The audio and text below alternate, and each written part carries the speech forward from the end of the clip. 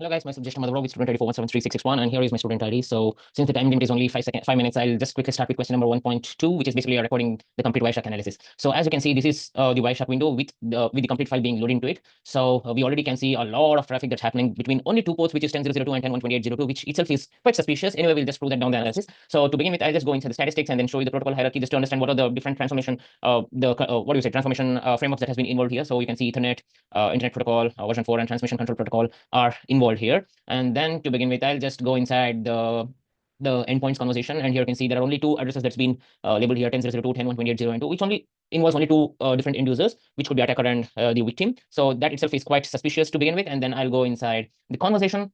And here you can see under the conversation window, we can see a lot of transformation of data packets happening between the two end users with the separate TCP sessions or between the same two hosts. And basically, this huge volume itself is like abnormal for individual connections. Itself is like basically a strong IOC is what I'm basically trying to say. And then I'll just go into IO graphs. This is just basically a visual representation of what and during what time, what number of packets are being transformed between two different end users. And then I'll quickly start with filtering out the sync packets to understand with.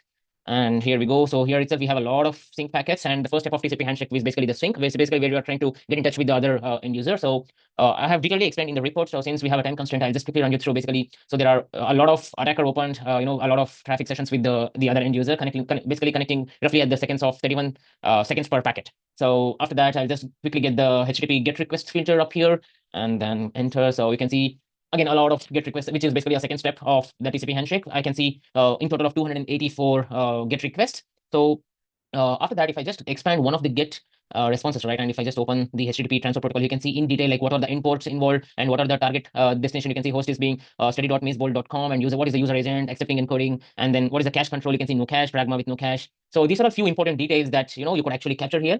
So basically, we also can see a cache control, which basically is deliberately bypassing the caching control to force the server to process every single request. And then we'll just go with the TCP stream.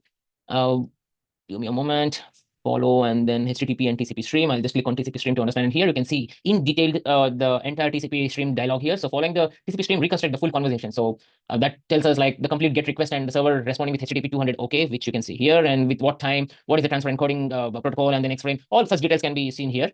Which basically confirms that the server processed every single malicious incoming data packet, and it's actually consuming all the resources. And to continue, I'll just show you how the cache bypass headers would show with filtering out this one. And here you can see a lot of again requests include cache bypass headers, forcing the different server to deliberately maximizing the server load. Again, all these things have been clearly explained in the report as well. And we'll just quickly show you the HTTP response codes.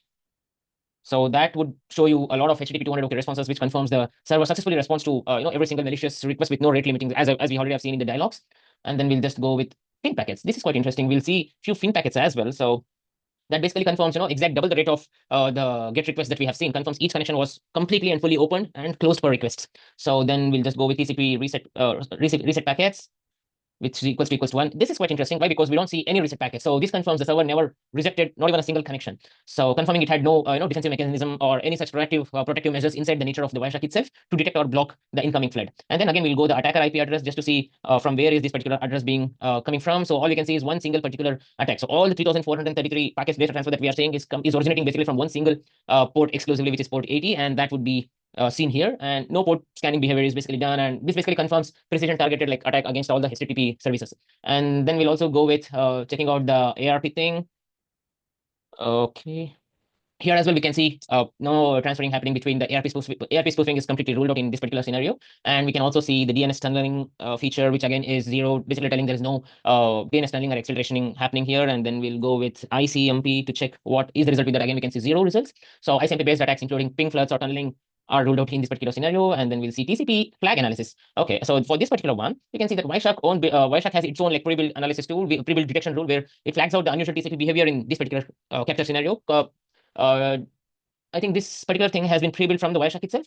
So we can see all the unusual behavior from the TCP protocol and its length, what exactly the attacker is trying to do with the victim. And then we'll just try out with the victim host's name. So basically here all the 284 request basically explicitly target that particular website, which is studymazeball.com, confirming that there are a few of deliberate and precision attack against that particular destination, and or could be a web service. So these are all the attack of indicators of compromise that confirms the attack has happened. So in conclusion, what I would say is you can see a lot of forensic analysis, and Q1 cap confirms that the presence of layer 7 HTTP flood device attack. And then all these indicators that which we discussed right now were successfully proceeded by the target server with no defensive mechanisms or responses, I would say. And then in the report, I would say there are 20 indicators of compromises that I have listed on with the detailed explanation and the screenshots that I have captured from the analysis. So I think that should be it for the question 1.1. So thank you.